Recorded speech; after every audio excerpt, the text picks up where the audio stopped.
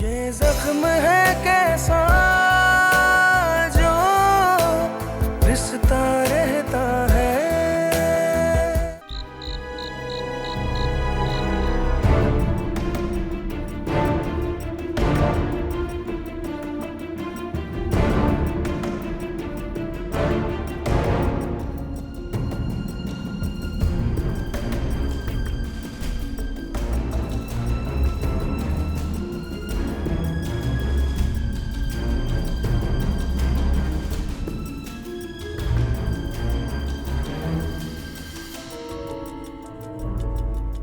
मैंने तुमसे सायरा के बारे में छुपाया और तुमने मुझसे राहील के बारे में। गलती हम दोनों की है। बस देखना यह है कि अब जीत किसकी होती है, हमारी अनाओं की या हमारी मोहब्बत की।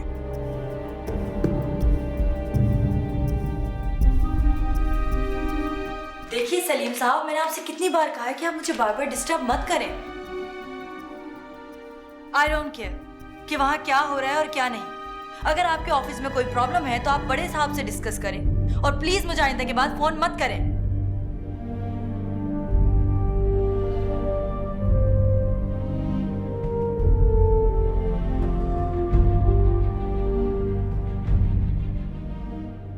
तस्कीन, तुम यहाँ खड़ी हो?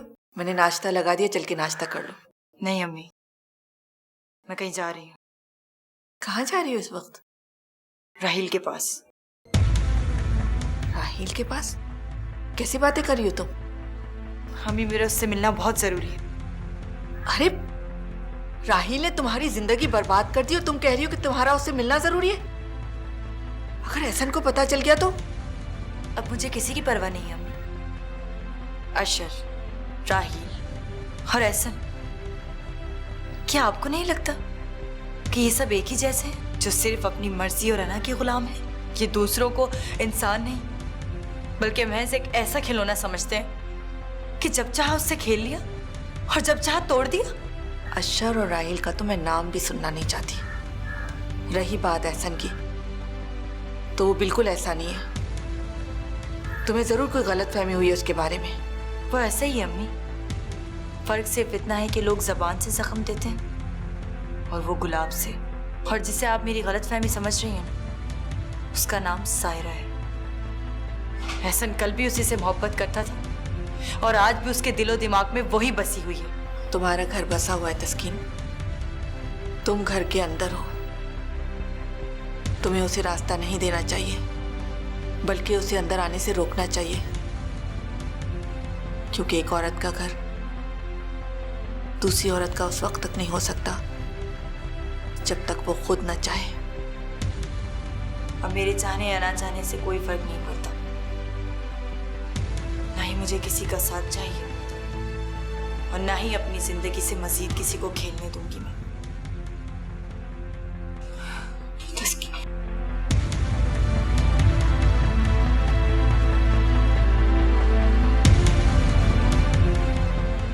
काश तुमने मुझे सब कुछ सच सच बता दिया होता।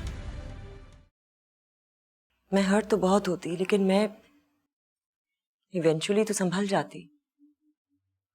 मुझे अगर पहले पता होता कि तुम्हारी जिंदगी में मैं नई तस्कीन आ चुकी है तो फिर मैं कभी भी वापस ना आती। गलती मेरी है सायरा, मुझे तुम दोनों को एक दूसरे के बारे में बता देना चाहिए था। मैं डरता रहा और उस डर ने आज मुझे इस मोड़ पर लाकर खड़ा कर दिया है। समझ में नहीं आ रहा कि मैं क्या करूं क्या ना करूं। मैं तुम्हें हर्ट करना नहीं चाहता था। आई नो, थैंक्स, लेकिन जो हुआ सो हुआ। मैं तुम्हें परेशान नहीं देख सकती।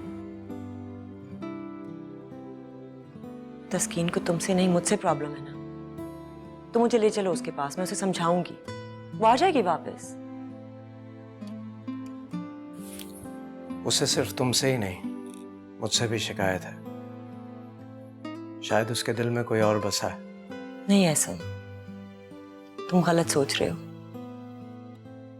बेशक हम जिंदगी में कभी ना कभी किसी और को चाहते हैं, लेकिन हमारे कल्चर में जब किसी लड़की की शादी होती है तो ना चाहते हुए भी वो अपने शौहर को ही चाहने लगती है। हाँ, लेकिन अगर इस साथ में कोई हमसफर दूसरे से बात छुपाने की कोशिश करे तो आगे चलना बहुत मुश्किल हो जाता है। लेकिन ये गलती तो हम सब करते हैं ना, हम सब कोई ना कोई बात छुपा रहे होते हैं। तुमने भी तो ये किया। हाँ, लेकिन मेरे और उसके छुपाने में बहुत फर्क है। मैं आज नहीं तो कल उसे सब कुछ बताने वाला था। गलती आज हो या कल, गलती तो गलती ही होती है ना। और हो सकता है कि वो भी ऐसा ही सोच रही हो। इस बात को अपनी ईगो का मसला मत बनाओ। इतने अरसे बाद तुम्हारा ये मकान घर बना है, इसे टूटने से बचा लो। और हमारे बीच जो भी हुआ, मैं तुम्हें भी टूटता हुआ नहीं देख सकती। मैं चाहती हूं तुम हमेशा खुश रहो। सो प्लीज मेरी बात पे गौर करना।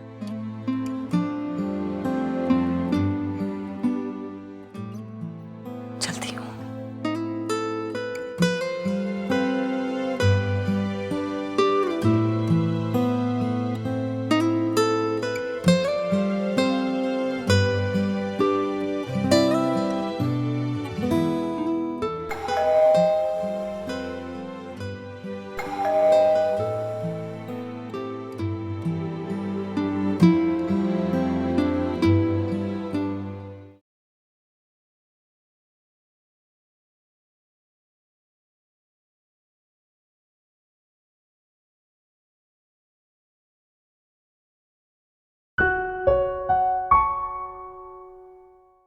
आओ। मुझे बात करनी है तुमसे। आओ, अंदर चल के बैठो। मैं सिर्फ ये जानने आई हूँ कि तुम मुझसे कितना प्यार करते हो। बहुत ज्यादा, अपनी जान से भी ज्यादा। ये जानते हुए कि मैंने तुम्हें कभी इस नजर से नहीं देखा और अब मैं किसी और की बीवी भी बन चुकी हूँ। मुझे किसी बात से कोई फर्क नहीं पड़ता। मैं तुमसे इतना प्यार करता हूँ कि बकवास कर रहे हो तुम, झूठ बोल रहे हो। तुम सिर्फ मोहब्बत के वहम में मुब्तला हो राहील। अपनी जिद की अना में कैद एक ऐसा बीमार शख्स जो सिर्फ अपनी बीमार सोच को पूरा करने के लिए किसी भी हद तक जा सकता है। अपनी अना की जंग जीतने के लिए वो उसकी जिंदगी बर्बाद कर सकता है जिससे वो मोहब्बत के दावे करता है। तस्कीन, मैं जानता हूँ मेरी वो खता नाकाबिले माफी है, लेकिन दुनिया में कोई भी गलती इतनी बड़ी नहीं होती जिसे माफ ना किया जाए। तो मुझे जितना चाहो जलील कर लो, लेकिन मुझे अपनी मोहब्बत की सच्चाई पे फख्र रहेगा। अगर तुम मुझे ब्लैकमेल कर ये समझते हो कि मैं तुम्हारी गलती को माफ करके तुम्हारी मोहब्बत को कबूल कर लूंगी, तो तुम्हें इस पे फख्र नहीं, शर्मिंदा होना चाहिए राहील। लेकिन तुम्हें तो शर्मिंदा होना भी नहीं आता। अगर तुम्हें मुझसे जरा भी मोहब्बत होती ना, तो तुम ये घटिया हरकत नहीं करते। ये तस्वीर है तो ये वही तस्वीर है ना जो तुमने अपने नापाक इरादे पूरे करने के लिए मेरी बेखबरी में बनाई थी। और जब तुमने देखा कि मेरा इरादा कभी नहीं बदलेगा, तो तुम मुझे ब्लैकमेल करने आ गए। ये झूठ है। ये तस्वीरें मैंने तुम्हें नहीं भेजी। सच मानना और सच कबूल करना सीख लो राहील। और बस मुझे इतना बता दो कि मेरा कसूर क्या है। अगर तुम्हारे नजदीक मोहब्बत और जंग में सब कुछ जायज है, तो इस जंग को जीतने के लिए तुम मेरी जात को क्यों जख्म दिए जा रहे हो? तुम्हें जख्म सिर्फ तुम्हारे अपनों ने दिए। मैं तो ऐसा सोच भी नहीं सकता। तुम मुझे उस जुर्म की सजा देना चाहती हो जो मैंने किया ही नहीं। क्या तुम्हारी नजर में सिर्फ मैं ही गुनहगार हूं? बोलो तस्कीन, बोलो। क्या वो अशर नहीं जिसने महज एक शक की बुनियाद पर तुम्हें अपने दिल से निकाल फेंका? वो बाप नहीं है जिसने महज अपनी इज्जत और अना बचाने के लिए तुम्हारी शादी का फैसला एक ऐसे इंसान के साथ किया जो तुमसे उम्र में बड़ा। बस करो। एहसन के बारे में एक लफ्ज भी अपने मुंह से मत निकालो। मैं किसी भी ऐसे शख्स को अपने जाती मामलात में इंटरफेयर नहीं करने दूंगी जिससे ना मेरा कभी ताल्लुक था और ना होगा। मैं तुमसे आखिरी बार कह रही हूं राहील, अपना ये घटिया खेल खेलना बंद कर दो, और अगर तुमने ये सब कुछ करना बंद नहीं किया तो मैं अपने आप को खत्म कर लूंगी। तुम ऐसा करने से मुझे रोक भी नहीं सकोगे। तस्कीन, बस, मुझे जो कहना था मैंने कह दिया। ऐसे हालात में कैसे कोई जिए, तेज हो जब हवाएं बुझ रहे हो दिए, तूफानों की तरह सहराओं में उड़ता है। बेटा, मुझे इस बात की बहुत खुशी है कि तुमने बहुत जल्दी अपने आप को संभाल लिया और तुम समझ गई अच्छी तरह से कि जिंदगी इसी का नाम है। जिंदगी किसी के लिए नहीं रुकती, अपना रास्ता खुद बनाना पड़ता है। मामी, मैंने तो अपना रास्ता बना लिया, लेकिन अब मुझे एहसन और तस्कीन की बहुत फिक्र है। मेरी वजह से उनका घर। कम ऑन बेटा, ये छोटी छोटी गलतफहमियों में ऐसा ही होता है। वो दोनों समझदार हैं, एजुकेटेड हैं, तुम फिक्र मत करो। लेकिन अगर एहसन मेरी बात मान लेता और मुझे तस्कीन के पास ले जाता, मेरे ख्याल में मैं उसे मना लेती। बेटा, वो उनका पर्सनल मैटर है, तुम्हें इसमें दखल देने की जरूरत नहीं है। तुम्हारा इस मामले से कोई लेना देना नहीं है। लेना देना कैसे नहीं है मामी? ठीक है, एहसन मेरे साथ नहीं है, लेकिन मेरा दिल तो अभी भी उसे ही चाहता है। तुम अगर ऐसा सोच रही हो बेटा तो बहुत बड़ी गलती कर रही हो। एहसन तुम्हारा कभी था ही नहीं, लेकिन तुम्हें नहीं लगता कि इस सिचुएशन में एहसन से मिलना तुम्हारे लिए ठीक नहीं रहेगा? तस्कीन तो तुम्हारी ही वजह से घर छोड़कर गई है। अगर उसे मालूम हो गया कि तुम और एहसन मिल रहे हो तो वो वापस कभी नहीं आएगी। तुम्हें ये बात अच्छी तरह से समझ लेनी चाहिए। बल्कि मेरी मानो तो मेरे साथ चलो, यहाँ रहोगी तो। नहीं मामी, मैं भी यही रहना चाहती हूँ। जब तक एहसन और तस्कीन की प्रॉब्लम सॉल्व नहीं हो जाती, मैं एहसन को अकेला नहीं छोड़ना चाहती। मुझे लगता है उसको मेरी जरूरत है। मम्मी, मैं देखना चाहती हूँ कि तस्कीन की मोहब्बत सच्ची है कि नहीं। उसको अपने घर वापस आना पड़ेगा और एहसन पे एतबार करना पड़ेगा। कहीं ऐसा तो नहीं कि तुम अभी भी दिली दिल में कोई उम्मीद लेकर बैठी हुई हो? नहीं मम्मी, मैं सीख गई हूँ। आप मुझ पे भरोसा रखें। Don't worry about me. अच्छा, मुझे तुम पे पूरा भरोसा है बेटा। चले, मैं चेंज कर लेती हूँ, फिर आपकी जो भी जाने से पहले लास्ट मिनट शॉपिंग है वो कर लेते हैं।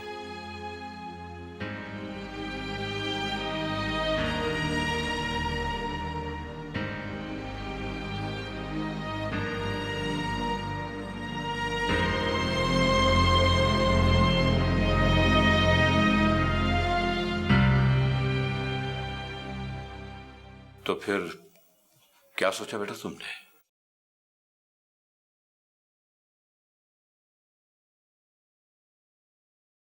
किस बारे में? बेटा वापस जाने के बारे में। बहुत हो गई नाराजगी, बस अब हम जो है ना बेटा। क्या आप मेरे यहाँ रहने से तंग आ चुके हैं? कैसी बातें कर रही हो तुम? बेटा, ये भी कोई तरीका है बात करने का? हमें भला क्यों तकलीफ होगी तुम्हारे यहाँ रहने से? तो फिर आप लोग वो बात बार बार क्यों दोहराते जो मैं सुनना नहीं चाहती? बेटा गुस्से से नहीं, आराम से समझदारी से काम लो। तुम क्या चाहती हो? वक्त इन जख्मों पर मरहम लगा चुका है, वो फिर से ताजा हो जाए। आपको अपने जख्मों का एहसास क्यों रहता है अब्बू? कभी आपने मेरे जख्मों की फिक्र की है? मुझे आपसे और दुनिया से मिला ही क्या है? हर बार एक गहरा जख्म। देखो बेटा, मैं कोई ऐसी बहस करना नहीं चाहता जिसका कोई हल ना हो। मैं तो ये चाहता हूं कि तुम अपना घर बर्बाद ना करो। जो भी झगड़ा से बैठ के हल करो बेटा। मियां बीवी का रिश्ता कोई मजाक नहीं जो तुम इस तरह से बिहेव कर रही हो। तस्कीन, तुम्हारे अब्बू बिल्कुल ठीक कह रहे हैं। एहसन पहले भी 2 बार आकर जा चुका है। इस दफा उसे मायूस मत लौटाना। बेटा, बात समझने की कोशिश करो। उस घर को, एहसन को तुम्हारे साथ की जरूरत है। मेरी बात समझ रही हो ना?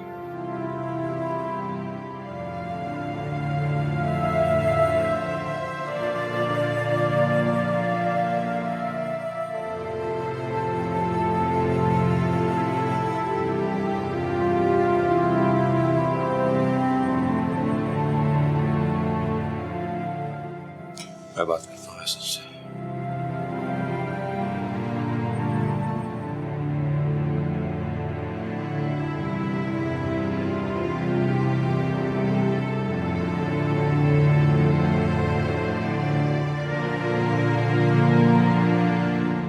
सॉरी अंकल, मुझे फरजाना ने अभी बताया तो। नहीं बेटा, सॉरी करने की कोई जरूरत नहीं है। मैं जानता हूं तुम इस वक्त किस मुश्किल से गुजर रहे हो। यहाँ तस्कीन का भी यही हाल है। समझ में नहीं आता कि मैं ऐसे मौके पे क्या करूं। मैं आपको पहले ही बता चुका हूँ कि इस सारे मामले में कसूरवार तस्कीन नहीं, मैं खुद भी हूँ। और मैं हर हाल में यही चाहता हूँ कि तस्कीन वापस आ जाए। तो फिर बेटा यहाँ आके बात करो, उसे समझाओ, हम भी उसे समझाएंगे। लेकिन इस तरह कब तक चलता रहेगा? मैं आपकी परेशानी समझ रहा हूँ अंकल, लेकिन मुझे लगता है अभी उसे थोड़ी स्पेस देनी चाहिए, सोचने के लिए थोड़ा वक्त देना चाहिए। देखो बेटा, कभी कभार ज्यादा सोचना भी इंसान को वहमों में डाल देता है।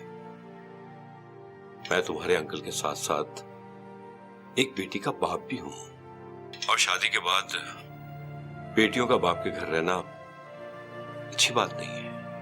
मैं समझ रहा हूँ आप क्या कहना चाह रहे हैं। मैं तो खुद यही चाहता हूँ कि प्रॉब्लम जल्द से जल्द सॉल्व हो जाए। ठीक है बेटा, मैं तुम्हारा इंतजार करूंगा। ओके, खुदा हाफिज। जिंदगी का सफर ये कैसा है, दर्द ही दर्द बस ये देता है। तृष्णगी बन के क्यों ये रहता है, आंसू की तरह ये बहता है।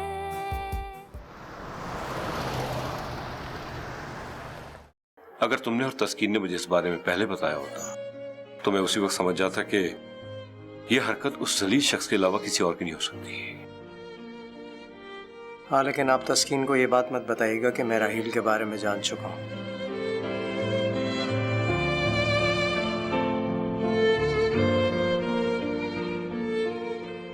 आप दोनों बैठ के बातें करें, हम लोग थोड़ी देर में आते हैं। चलें फराज? हाँ कोई कहीं नहीं जाएगा, जो बात होगी सबके सामने होगी।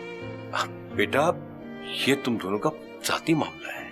तस्कीन ठीक ही कह रही है, हम कोई गैर तो है नहीं।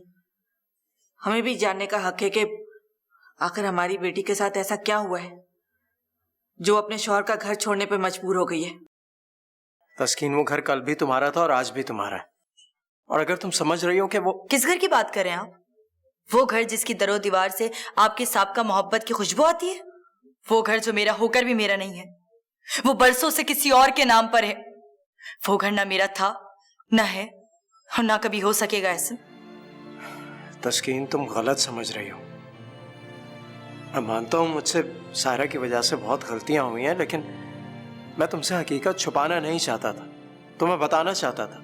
आप फिर झूठ बोल रहे हैं। आपने मुझसे एक बार नहीं बल्कि कई बार झूठ बोले हैं ऐसा, लेकिन शायद आप भूल रहे हैं कि झूठ पानी की तरह होता है, उसे जितना रोकने की कोशिश किया जाए वो अपना रास्ता खुद बना लेता है। तस्कीन बेटा, ये मत बोलो कि तुम इस वक्त अपने शौहर से बात कर रही हो। जानती हूँ अब्बू, लेकिन ये रिश्ता अब कायम नहीं रह सकता। मैं किसी ऐसे शख्स की बीवी बनकर नहीं रह सकती जिसके दिलो दिमाग पर किसी और का इख्तियार है, और यही मेरा आखिरी फैसला है।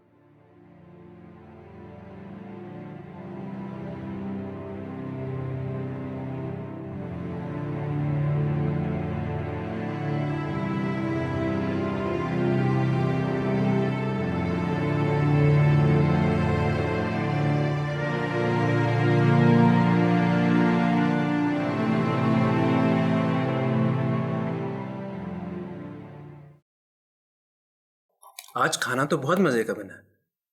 अम्मी आपने बनाया ना? नहीं बेटा, ये खाना मैंने नहीं बनाया। आपने नहीं बनाया तो फिर खतीजा ने बनाया। अरे नहीं बाबा, ये खाना मेरी बहू ने बनाया है, खास तुम्हारे लिए। आपको खाना वाकई अच्छा लगा? बहुत मजे का बना है। मुझे वैसे खाना बनाना नहीं आता, सिर्फ 1-2 डिशेस आती हैं। ये तो मुझे आंटी ने सिखाया है। बेटा आहिस्ता आहिस्ता सब सिखा दूंगी तुम्हें मैं। Thank you so much aunty. आप प्लीज और लीजिए ना। अरे नहीं नहीं, मैं ले रही हूँ, तुम खाओ।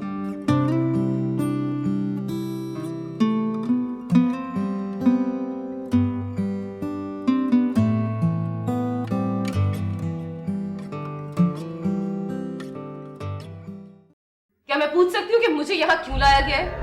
क्योंकि मैं तुम्हारे मुंह से सच सुनना चाहता हूं, और वो भी इन सबके सामने। हमें किसी के सच या झूठ की कोई जरूरत नहीं है। तुम यहां से चले जाओ, अभी और इसी वक्त। चला जाऊंगा अंकल, लेकिन उससे पहले मैं तस्कीन को अपनी बेगुनाही साबित करूंगा। आखिर तुम हमारा पीछा छोड़ क्यों नहीं देते? हमसे ऐसी कौन सी गलती हो गई है कि एक बार फिर तुम दुनिया के सामने हमारा तमाशा बनाने पे तुले हुए हो? आखिर किया क्या है मेरी बेटी ने जो तुमने इसकी जिंदगी को अजाब बनाया हुआ है?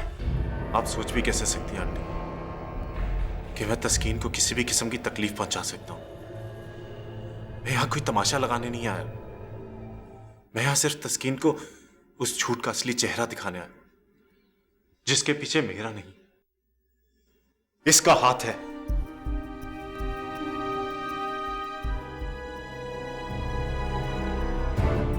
ये देखिए,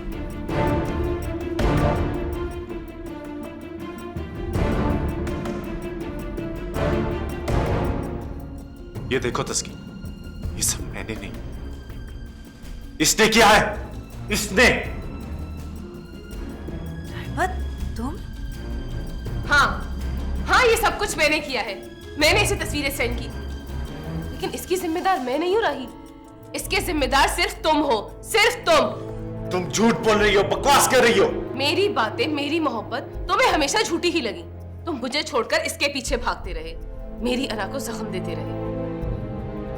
तुम भूल रहे हो राहील, जिन्हें सिर्फ जख्म मिलते हैं ना, वो फिर बदले में भी जख्म ही देते हैं। तुमने मेरी मोहब्बत की दुनिया को बर्बाद किया राहील, इसलिए मैंने तुम्हें और तुम्हारी मोहब्बत को बर्बाद करने की।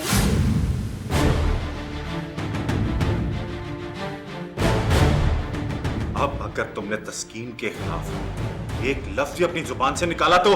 राहील, क्या तमाशा लगा रखा है ये? तुम शायद भूल रहे हो, मैंने तुमसे कहा भी था कि अगर तुम मुझे जिंदा देखना चाहते हो तो चले जाओ यहाँ से। दफा जाओ, जाओ। सुना तुमने राहील, तुमने इसकी खातिर मुझे थप्पड़ मारा, मेरी मोहब्बत को ठुकराया राहील, तुमने मुझे ठुकराया। और वो देखो, वो तुम्हारा चेहरा तक नहीं देखना चाहती। तुम किसी के प्यार के क्या, तुम तो नफरत के भी काबिल नहीं हो। तुम कल भी खाली हाथ थे, तुम आज भी खाली हाथ हो। मुझे तुम पर तरस आ रहा है राहील।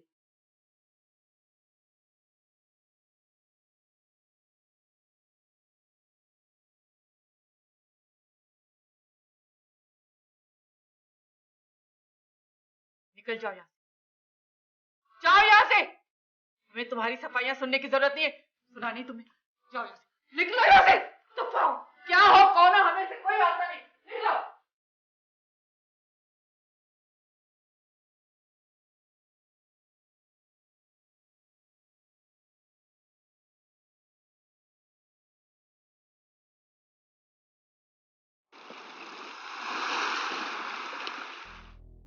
इसे गलती से अपना समझ कर ले गई थी मैं,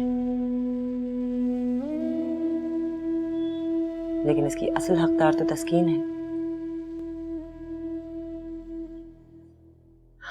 इसलिए सोचा कि जाने से पहले तुम्हें लौटा दूं। तो तुमने फैसला कर लिया है? हम सबके लिए यही बेहतर है। मैं जब तक यहां रहूंगी तो तुम भी टेंस रहोगे और तस्कीन भी कंफ्यूज्ड रहेगी। कोई फायदा नहीं है, और मैं अब तुम दोनों को परेशान ही देखना चाहती हूँ। उसे तो शायद किसी टेंशन का एहसास ही नहीं है। मुझे नहीं लगता कि वो मेरे बारे में सोचती भी है या नहीं। नहीं ऐसा, ऐसी बात बिल्कुल भी नहीं है। अगर वो तुमसे मोहब्बत ना करती होती तो हम दोनों के बारे में जानकर अपना घर छोड़कर ना जाती। वो चाहती है कि तुम सिर्फ उसके बन के रहो, वो तुम्हें शेयर नहीं कर सकती। और तुम देखना, जब उसको पता चलेगा ना कि मैं चली गई हूं, तो वो खुद तुम्हारे पास वापस आ जाएगी। कोई भी लड़की अपना घर इतनी आसानी से छोड़ के नहीं जाती, और ये उसका घर है। नहीं सारा, उसे जिंदगी ने हमेशा दुख ही दिए हैं, और जब इंसान दुख सहने का आदी हो जाता है तो उसे बड़े से बड़े नुकसान की परवाह नहीं रहती। तो तुम क्या कहना चाह रहे हो? तुम्हें अपनी मोहब्बत पर एतबार नहीं है? इतनी हैरानगी से क्या देख रहे हो? अगर तुम्हें उससे मोहब्बत ना होती तो तुम अब तक उसका इंतजार ना कर रहे होते। तुम चाह के भी अपने आप को उससे जुदा नहीं कर पा रहे हो, साफ नजर आ रहा है। तुम क्या समझते हो ये क्या है? अगर ये मोहब्बत नहीं है तो फिर और क्या है? इससे क्या फर्क पड़ता है? मोहब्बत तो मैं उससे कर रहा हूं, वो तो मुझे नहीं चाहती। एहसन, तुम एक बार पहले भी इस आजमाइश से गुजर चुके हो, लेकिन उस वक्त शायद तुम इसलिए नाकाम हुए थे क्योंकि तुम्हारे नसीब में तस्कीन ही को तुम्हारा हमसफर बनना था, मुझे नहीं। लेकिन अगर तुम इस बार भी हार गए तो याद रखना, शायद अपने आप को जिंदगी भर माफ नहीं कर पाओगे।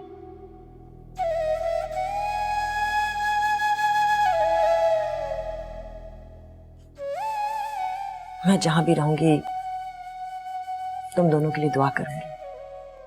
चलती हूं, पता नहीं हम फिर कभी मिलें या नहीं।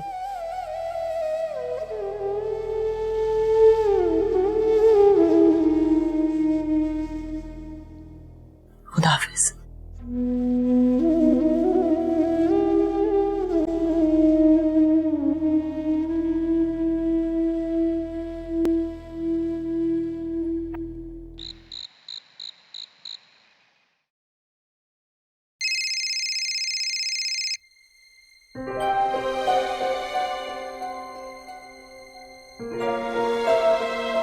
क्या?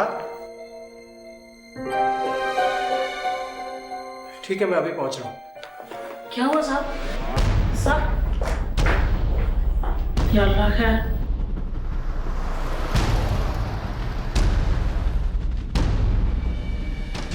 तस्कीन, तुम तो बिल्कुल ठीक हो। अंकल तो कह रहे थे कि तुम। उन्होंने आपसे वही कहा जो मैंने उनसे कहा था, क्योंकि मैं ये देखना चाहती थी कि सायरा के जाने के बाद आपके दिल में मेरे लिए कितनी मोहब्बत है। और मुझे ये जवाब मिल चुका है। तो इसका मतलब है कि वो। सॉरी, अब्बू ने ये सब मेरे कहने पर किया है। मुझे समझ नहीं आ रहा था कि मैं आपका सामना कैसे करूं, आपसे माफी कैसे मांगू। माफी तो मुझे तुमसे मांगनी चाहिए। तुम यहाँ मेरा इंतजार कर रही थी और मैं वहां। नहीं एहसन, गलत तो मैं थी जिसने आपकी मोहब्बत की शिद्दत को पूरी तरह महसूस ही नहीं किया। मैं ये भूल गई थी कि आपने अब्बू के सामने मेरे लिए अपनी मोहब्बत को कुर्बान कर दिया। आपने अपने दुख भुलाकर मेरे जख्मों पर मरहम रखा। नहीं तस्कीन, मैंने तो कुछ भी नहीं किया। शायद उस वक्त मैं सायरा के साथ को अपनी मोहब्बत समझ बैठा, लेकिन मोहब्बत का असल मकसद क्या है वो तो तुमने मुझे सिखाया। सायरा से इतने साल दूर रहकर मुझे इतनी तकलीफ नहीं हुई जितनी तुमसे चंद दिन दूर रहकर।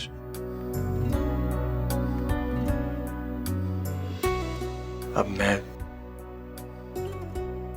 तुमसे दूर रहना नहीं चाहता।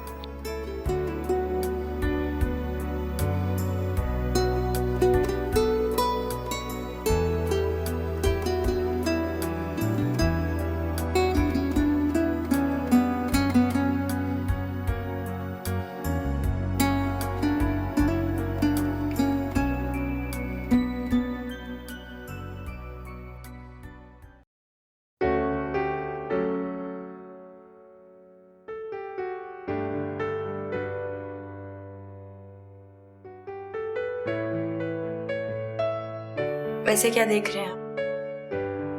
अपनी नजर उतार लेना।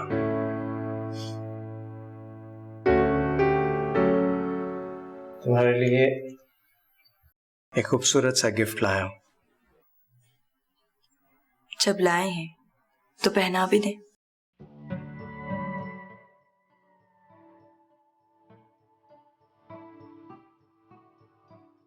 बहुत बहुत प्यारी है। तुम्हारी तरह।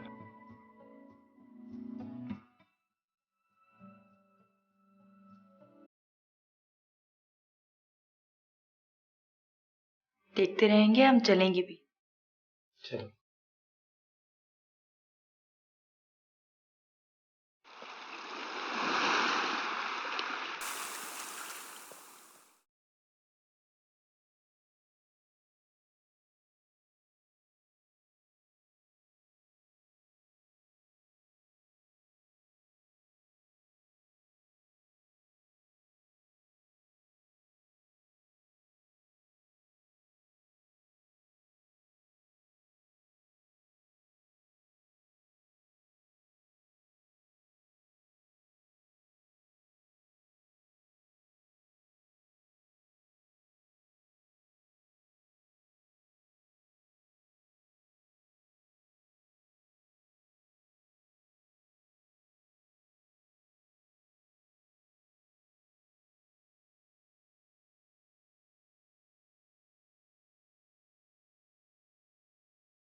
राहिल, तुम?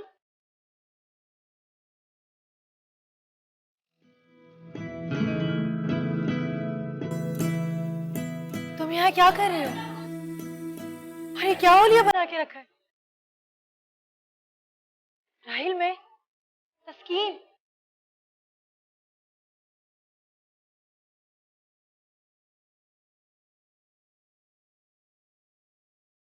तस्कीन, मगर मुझे तो मेरी तस्कीन मिल चुकी है। ऐसे हालात में तस्कीन मिल गई है। ऐसे कोई जिए, तेज हो जब हवाएं बुझ रहे। और कुछ नहीं चाहिए, मुझे तो मेरी तस्कीन मिल चुकी है।